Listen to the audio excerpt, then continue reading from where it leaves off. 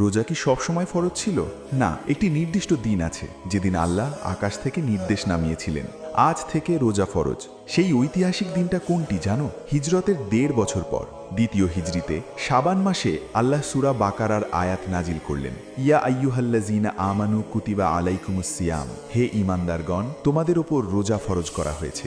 এর আগে কি রোজা ছিল না? ছিল, কিন্তু তখন রোজা ফরজ ছিল না। মুসলিমরা প্রতি মাসে ৩টি করে নফল রোজা রাখতেন, আশুরার রোজা রাখতেন। কিন্তু দ্বিতীয় হিজরিতে রমজানের রোজা ফরজ হলো। প্রথম রমজানে সাহাবীরা রোজা রাখলেন, কিন্তু ইফতারের নিয়ম জানতেন না। অনেকে মাগরিবের পর ঘুমিয়ে পড়তেন আর পরদিন সকাল থেকে রাত পর্যন্ত না খেয়ে থাকতেন। তখন আল্লাহ নতুন আয়াত নাজিল করলেন, সুবহে সাদিক থেকে সূর্যাস্ত পর্যন্ত রোজা।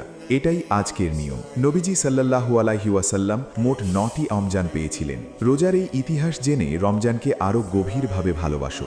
ভিডিওটা শেয়ার করো। আল্লাহ আমাদের পূর্ণ রমজান কবুল করুন। আমিন।